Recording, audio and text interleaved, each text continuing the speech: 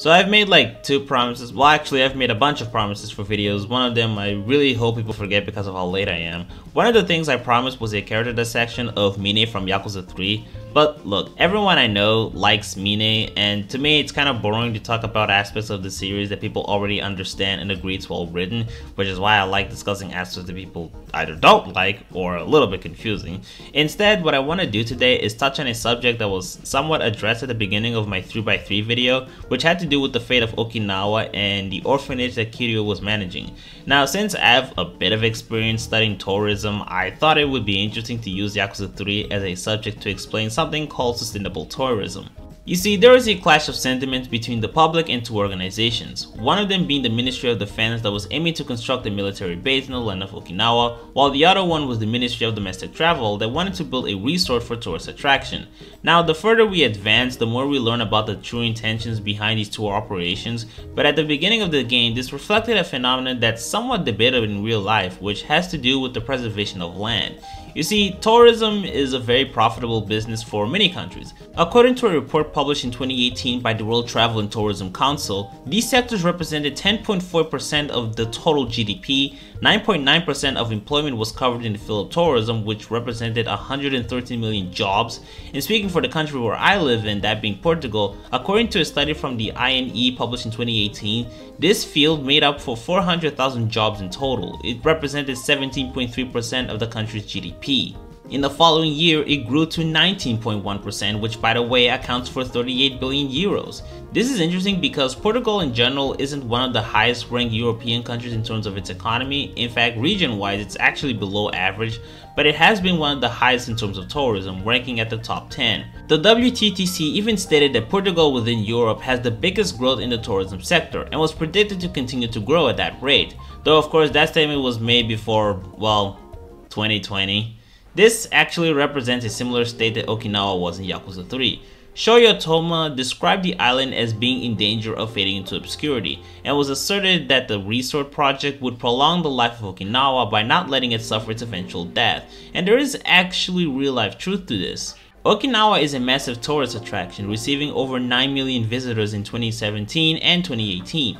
However, another thing about Yakuza 3 that's also true in real life is the connection to the US military.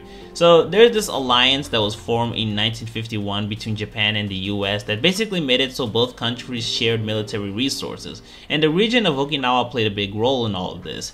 This does bring in some amount of employment and consumption, but it also holds back the island's potential to prosper in the field of tourism. Now, the topic of the military integration runs much deeper than this. Lots of discussions of the US bases retrieving and bringing independency and self-sustained economy to Okinawa has been quite a recurring subject over the years. Okinawa, discounting the start of this new decade, has been increasing its employment rate, and with it being a big tourist attraction, putting more investment into this sector can be argued as one of the biggest contributors to this growth.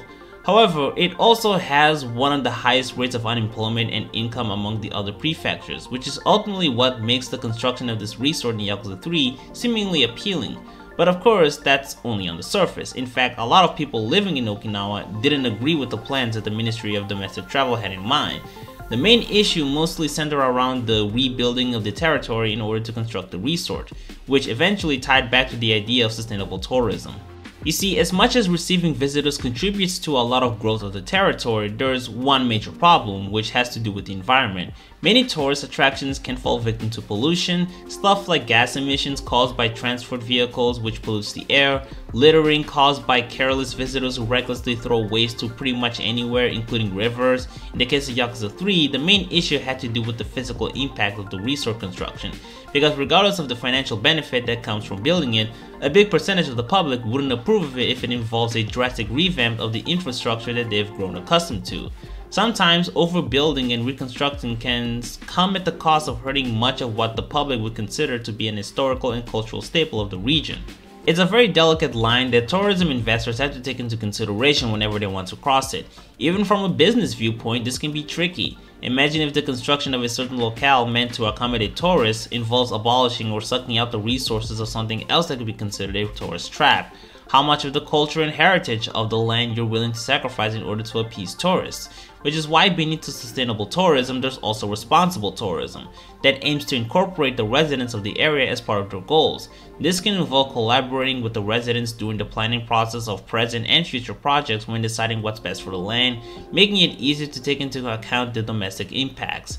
It also plays a role in encouraging the residents to participate in the labor market, giving opportunities for local businesses to strive via promotion and empowerment, which leads to a more positive relationship between not just the residents and the investors, but also the tourists. By way of better exposing the local businesses to the outside and inspiring the public to be accommodating, it helps strengthen the perception of the outside who will then see the area as a welcoming place. This is essentially a bare-bones simplified description of sustainable tourism. You can learn more by reading into this subject. As for me, I think that's all I have to say on this. However, before you leave, there's another thing I want to share. I currently have an Odysee channel that I created recently. There are some videos that are missing there, mostly a lot of my older and outdated reviews, but in terms of stuff that I uploaded since at least 2019, you'll find like 99% of it there. In the future, I'm gonna try to see if there's any exclusive content that I can upload there, because otherwise there's no point in uploading it since besides competing with YouTube, I guess. I'll link the channel in the description, and in the meantime, I hope you all have a nice day.